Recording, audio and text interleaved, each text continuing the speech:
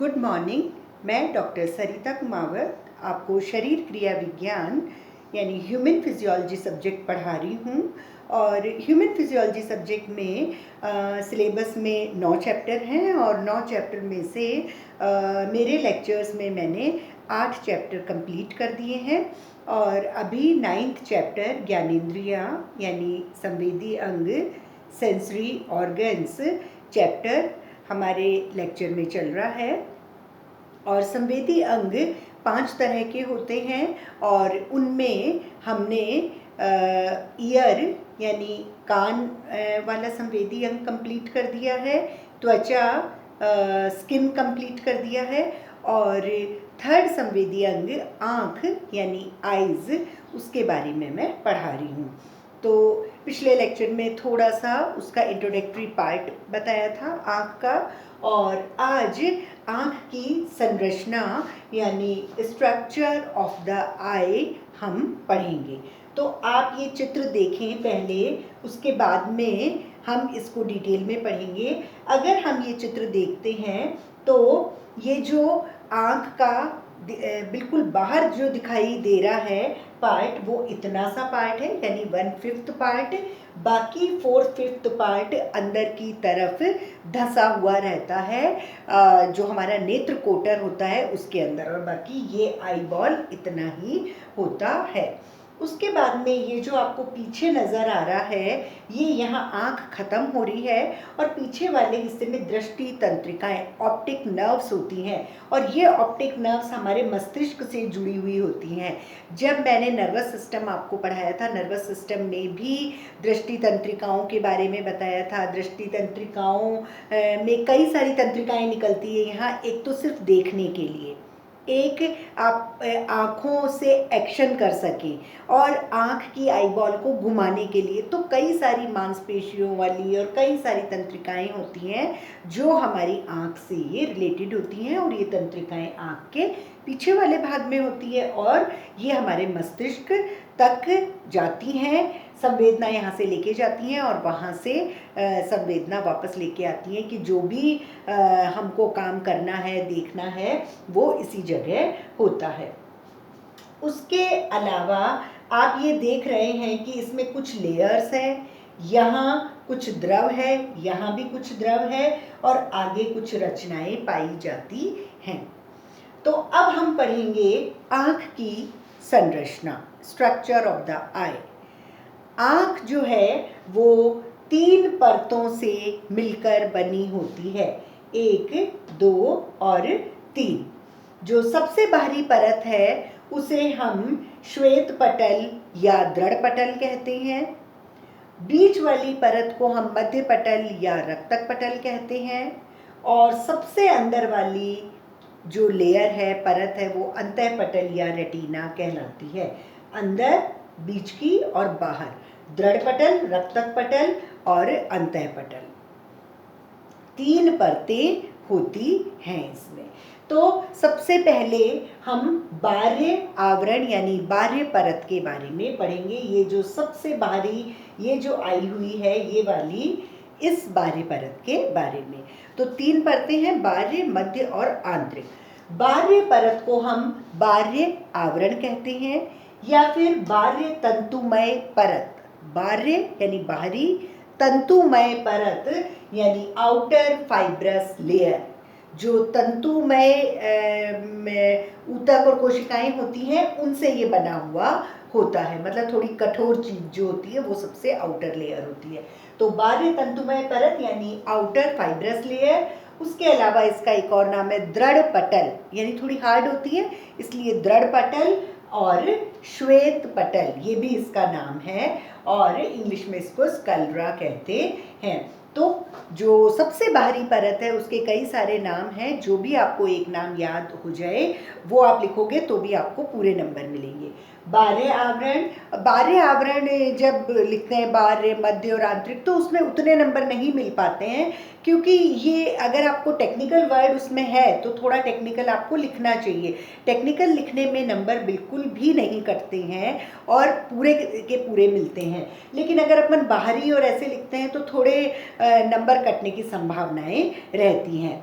लेकिन मैं इसके बारे में इसलिए इतने बता रही हूँ क्योंकि कई किताबों में अलग अलग तरीके के नाम होते हैं, इसलिए सबसे बाहरी परत को बाह्य आवरण या बाह्य तंतुमय परत या दृढ़ पटल या श्वेत पटल, स्क्लेरा और आउटर फाइब्रस लेयर, ये इसका नाम है बाहरी परत का। बाहरी परत जो दृढ़ पटल है वो सबसे बाहर रहती है, बहुत कठोर होती है, मतलब इसीलिए तो इसका नाम दृढ़ पटल है, बहुत कठोर होती है।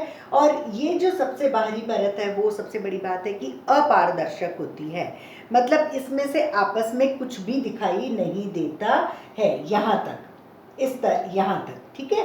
तो ये अपारदर्शक होती है, लेकिन सामने वाले भाग में ये जो इतना सा भाग है, इतने से भाग में ये पारदर्शी खिड़की का रूप ले लेती है।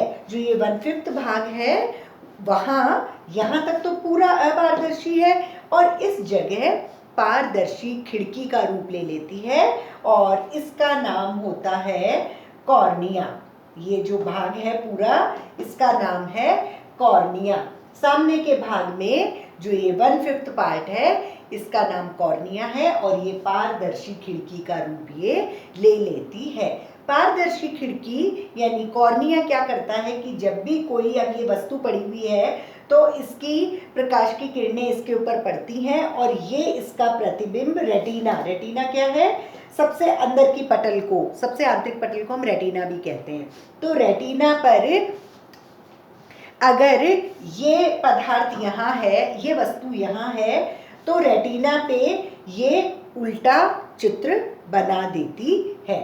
जो बाह्य पटल है उसका ये कार्य है कि जो भी वस्तु है, वस्तु से जो किरणें निकल रही है वो कॉर्निया आंतरिक पटल यानी रेटिना पे ले जाके इसका जो चित्र है वो उल्टा यानी बिंब को प्रतिबिंब का रूप बना देती है। बाहरी जो पार्ट है, बाहरी आवरण, इसमें ब्लड वेसल्स यानी रक्त वाहिकाएं नहीं पाई जाती। ये तो बाहरी आवरण हुआ। अब 3 आवरण हैं, तो दूसरा है मध्य आवरण यानी रक्तक पटल। बीच वाले को हम मध्य आवरण या मध्य वाहिकामय परत, मध्य वाहिकामय परत को हम मिडिल वेस्क्यूलर लेयर भी कहते हैं। बाहरी में मैंने तंतुमय बताया था, फाइब्रस, तो ये कठोर होती है। बीच वाली वाहिकामय यानी वेस्क्यूलर लेयर, अब वाहिकाएं हैं बीच वाली में, वेस्क्यूलर है, मतलब इसमें ब्लड वेसल्स यानी रक्त वाहिकाएं प्रचुर मात्रा में पाई जाएंगी और ब्लड बहुत अच्छी मात्रा में आपूर्ति होती है। तो अगर हम नाम याद रखेंगे तो उसी से ही हमको इसके फंक्शन वगैरह याद हो जाएंगे। तो दूसरा है मध्य आवरण, मध्य वाहिकामय परत यानी मिडिल वेस्क्यूलर लेयर, और नाम है मध्य पटल या रक्तक पटल क्योंकि रक्त वाहिकाएं हैं, और एक और नाम है कोरॉइड। तो मध्य पटल के ये इतने नाम हैं। मध्य पटल जो होता है वो बाहरी परत और आंतरिक परत के बीच का भाग होता है। ये बहुत ही कोमल होता है, बहुत ही सॉफ्ट होता है और कोमल संयोजी ऊतक का बना होता है। जो बहुत ही सॉफ्ट कनेक्टिव टिश्यूज हैं उनसे बना हुआ है। इनके अंदर बहुत सारी रक्त वाहिकाएं, ब्लड वेसल्स पाई जाती हैं, इसलिए यहाँ बहुत अधिक रक्त आपूर्ति होती है। और पर्याप्त रक्त आपूर्ति के अलावा ये जो ब्लड वेसल्स है, रक्त वाहिकाएं हैं, ये पोषण भी ले जाती है।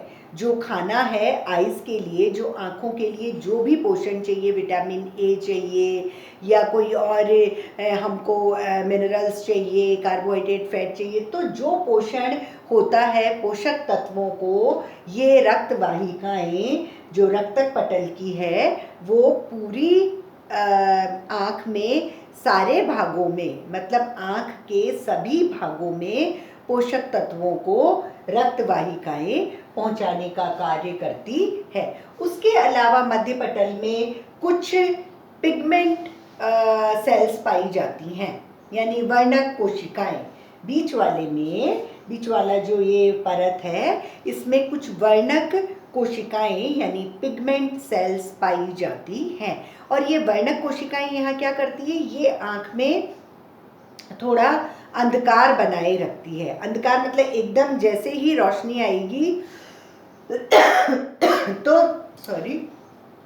तो उससे एकदम चमक नहीं हो जाए, एकदम रोशनी आते ही आँख में चमक नहीं हो जाए, इसलिए इसके अंदर वर्णक कोशिकाएं भी पाई जाती हैं।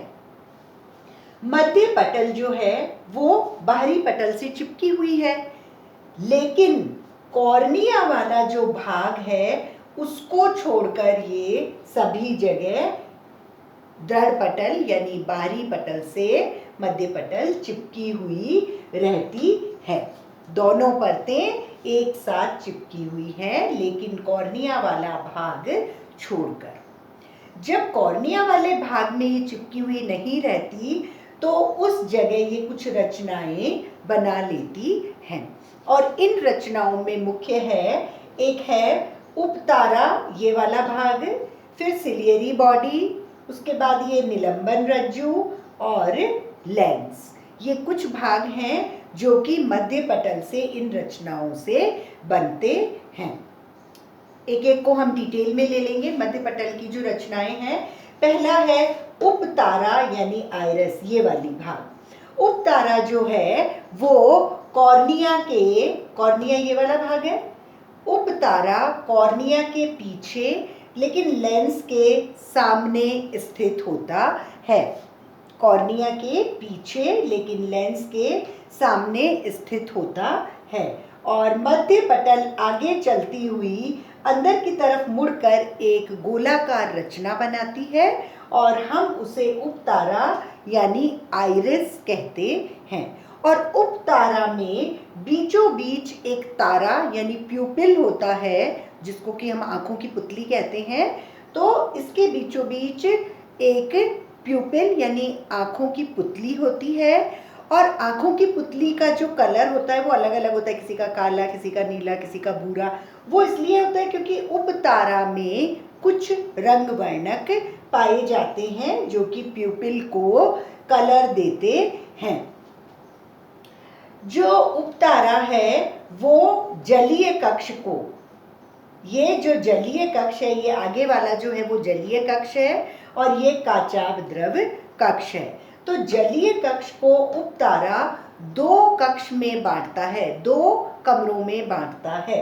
ये एक ही कमरा है, लेकिन उपतारा अग्र कक्ष, ये अग्र कक्ष, इसके आगे वाला और इसके पीछे वाला पश्च कक्ष, अग्र और पश्च कक्ष में ये इसको बांट देता है। उपतारा के आगे वाला भाग अग्र कक्ष और उपतारा के पीछे वाला पश्च कक्ष। उसके अलावा उपतारा में कुछ पेशियां भी पाई जाती हैं। एक होती है अवरोधनी पेशी, स्फिंक्टर मसल्स, और दूसरी होती है प्रसारी पेशियां, डायलेटरी मसल्स। मतलब अवरोधनी मतलब जो अवरोध पैदा करती है, मतलब अगर बहुत ज़्यादा उजाला आ रहा है तो जो पुतली है उसका व्यास घट जाएगा, हम थोड़ा सा छोटी छोटी आंखें करके हम देखते हैं। तो अवरोधनी पेशियां बहुत ज़्यादा उजाले में सिकुड़ जाती हैं, और सिकुड़ने से पुतली का व्यास छोटा हो जाता है और पास की चीज़ें हम आराम से देख लेते हैं। लेकिन प्रसारी पेशियां जो होती हैं वो जब हम अंधेरे में जाते हैं तो हम जब ऐसे देखते हैं तो नहीं दिखाई देता, तो हम थोड़ी चौड़ी चौड़ी आंखें करके देखते हैं, मतलब वहाँ पेशियां जो हैं वो थोड़ी चौड़ी हो जाती हैं, डायलेटरी होती हैं, और उस वक्त जो पुतली का डायमीटर है वो भी बढ़ जाता है। वो सब उपतारा में पाया जाता है। ये तो एक रचना हुई मध्य पटल जो आगे बढ़ के और बना रही है। दूसरी जो रचना है वो है सिलियरी बॉडी, ये वाली, ये है सिलियरी बॉडी। सिलियरी बॉडी जो होती है वो मध्य पटल को चलती चलती और एंड में एक पतली सी गोल सी रचना बना लेती है, और दोनों तरफ रचना बन गई, इसको सिलियरी बॉडी कहते हैं। सिलियरी बॉडी से धागे जैसी रचनाएं निकलती हैं जिन्हें हम निलंबन रज्जु यानी सस्पेंड्री लिगामेंट्स कहते हैं। ये वाले सस्पेंड्री लिगामेंट्स यानी निलंबन रज्जु कहते हैं, जो कि सिलियरी बॉडी से निकलते हैं। निकल के और लेंस से जुड़ जाते हैं। लेंस से निलंबन रज्जु जुड़े हुए हैं और एक तरफ सिलियरी बॉडी से जुड़े हुए हैं। अर्थात निलंबन रज्जु से लेंस को, जो ये वाला लेंस है, उसको अपनी जगह पे बनाए रखते हैं। तो सिलियरी बॉडी में भी कुछ ऐसी पेशियां होती हैं जो फैलती हैं और सिकुड़ती हैं। सेम ऐसे ही अगर अंधेरा होगा तो वो फैलेंगी, और अगर मतलब निलंबन रज्जु जो है वो बिल्कुल खिंच जाएंगे, बिल्कुल तन जाएंगे, क्योंकि आंखें चौड़ी करके देखेंगे। लेकिन जब उजाला होएगा तो हम छोटी छोटी आंखें करके देखते हैं, तो उस समय ये जो पेशियां हैं सिलियरी बॉडी में वो सिकुड़ जाती हैं। सिलियरी बॉडी के अंदर कुछ उपकला कोशिकाएं पाई जाती हैं और वो उपकला कोशिकाएं कुछ द्रव स्रावित करती हैं। ये जो दोनों सिलियरी बॉडी हैं इनमें से कुछ द्रव स्रावित होता है, और ये जो द्रव होता है वो दो प्रकार के द्रव होते हैं।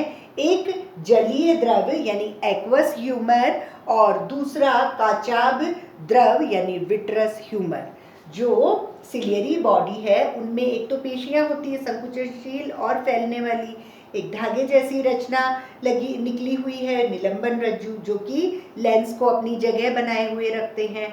उसके अलावा सिलियरी बॉडी में कुछ द्रव पदार्थ स्रावित होते हैं, और वो द्रव पदार्थ दो प्रकार के हैं। एक जलीय द्रव यानी एक्वस ह्यूमर और दूसरा काचाभ द्रव यानी विट्रस ह्यूमर। ये दो रचना हो गई, उपतारा और सिलियरी बॉडी। तीसरी जो रचना है वो है लेंस। लेंस जो है आँख में वो आगे बीचों बीच रहता है, उभय उत्तल होता है, मतलब दोनों तरफ उत्तल यानी बाई कॉन्वेक्स होता है, उभय उत्तल होता है, और पारदर्शी होता है, बाहर की चीज को आराम से देख लेता है। पारदर्शी होता है और थोड़ा वृत्ताकार यानी गोल रचना होती है, और ये किसी भी वस्तु का चित्र खींच के बिंब को रेटिना में सबसे अंदर वाली जो परत है उसमें प्रतिबिंब मतलब उल्टा उसका चित्र बना लेता है। लेंस और उपतारा मिलकर जो ये नेत्र गोलक हैं इसको दो कक्ष में बांटते हैं, मतलब ये और ये पार्ट एक काचाभ द्रव कक्ष जो कि लेंस और रेटिना के बीच में है, और एक जलीय कक्ष जलीय द्रव कक्ष जो कि लेंस और कॉर्निया के बीच में होता है।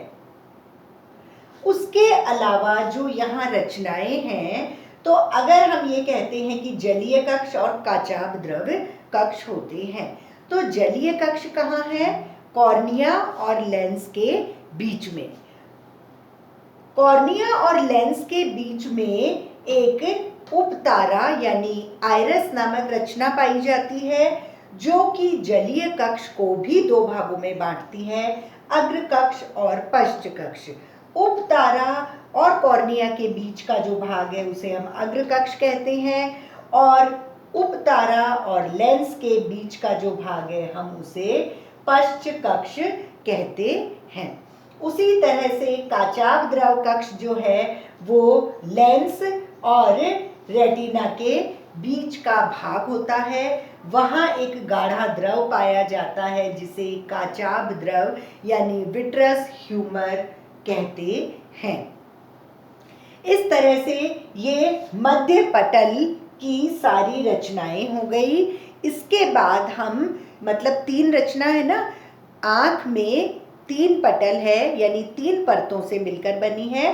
बाह्य पटल पढ़ा दी, मध्य पटल अभी पढ़ा दी, और आंतरिक पटल को हम नेक्स्ट उसमें लेक्चर में लेंगे। और आज जो मैंने पढ़ाया है उसको वापस से मैं आपको थोड़ा सा रिवाइज कर देती हूँ कि आँख का थोड़ा सा इंट्रोडक्टरी पार्ट था, वो मैंने पिछले लेक्चर में ले लिया कि आँख कितने डायमीटर की होती है, कितना भाग बाहर निकला हुआ होता है, ये सब। उसके बाद में आँख में कुछ ऐसी रचनाएं होती हैं आसपास में जो उसकी सुरक्षा के लिए होती है, आईब्रोज, आईलैशेज, और उन सब के बारे में, लैक्रिमल ग्लैंड्स, ये मैंने पिछले वाले लेक्चर में पढ़ा दिया था, वो थोड़ा जनरल टाइप का था।